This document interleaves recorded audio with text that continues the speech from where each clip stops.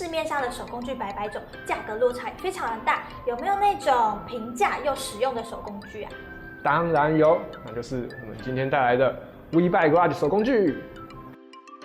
首先我们要介绍的就是这个扭力扳手。我们平常在锁螺丝的时候，可能都是靠感觉，也不知道这个扭力值到底对不对。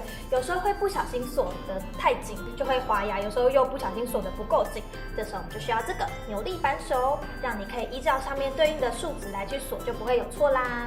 它的刻度是用牛顿为单位，像是6到30牛顿米。